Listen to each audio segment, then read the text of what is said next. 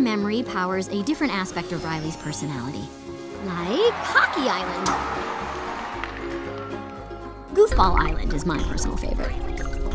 Come back here, you little monkey! I love the islands in the brain. What islands would define your own personality? Disneyland Island. Yeah, a lot of We're big fans of that. Going to Disneyland when we were kids, we've both talked about this. That's like sparked our careers in a way, like seeing that. So that would definitely be one of my. I'd probably have the Muppets. I love the Muppets. They're always fun. Muppet Island, of course. I mean, I'd have Family Island. Would you? You know. Of course, I think we all probably would. How has the deconstruction of Riley's personality helped you to develop the rest of the characters? The personality, I mean, the islands themselves, we would change them around, we'd add another one, and then it would change the entire world. It would change the plot, really, because, you know, the interaction from Riley's story to the inside story was really hard to work out. You know, we basically have these two plot lines going along at the same time that connect. Joy and sadness are on this incredible journey through the mind. Riley doesn't even know any of that's happening. You know, she's going through her life and having moved to a new town. Yet we wanted those stories to talk to each other and affect each other. That took a lot of working out. Yeah, the islands and their demise is sort of like the scoreboard for the movie. You know, it tells you the score. That's a good way of looking at it.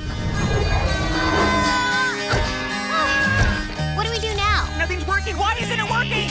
We have a major problem. Oh, I wish Joy was here. We can fix this. We just have to get back to headquarters. That's long-term memory. You could get lost in there. Think positive. Okay, I'm positive you will get lost in there. How did you pick the 5 emotions to focus on? Anger and fear were pretty obvious. Joy, she was the protagonist from the get-go. Sadness, as we worked through, that seemed pretty right. And then disgust was the sort of wild card. I think we had pride, hope for a little while. We tried some different things. Yeah, even arriving at 5 wasn't necessarily, you know, right there from the beginning. But we needed a large enough group that there should be fun and bickering and arguing, but not so big that you're kind of going, wait, who's that again? And you know, like that. So trial and error, experimenting. That actually makes a lot of sense. How would you balance the characterization of the emotion characters so they weren't too overbearing, like how Joy's quite center stage? She was the most difficult. Yeah, she was. Vulnerability is a big thing. To show these little moments that she's affected by things and she has to stop in her tracks before moving forward was big. And like you say, Amy, working with Amy was great. She added a lot to that character, and not only in sense of believability, but also the humor and the way she can say things and get away with it, and you love her.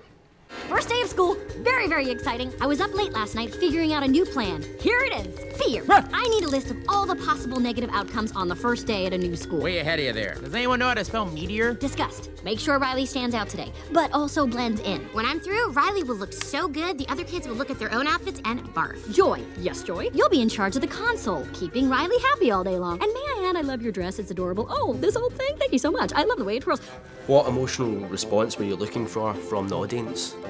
I was always hoping, because this is what I love about movies, that you both think it's really funny and entertaining, but that there's something that you take home with you, so to speak, that it stays with you, that it rattles around in your head long after you've seen it. Those are the movies that I love to see over and over. So we'd hope the audience would see it like that. You can't focus on what's going wrong. There's always a way to turn things around. It's broccoli! Congratulations, San Francisco! You've ruined pizza!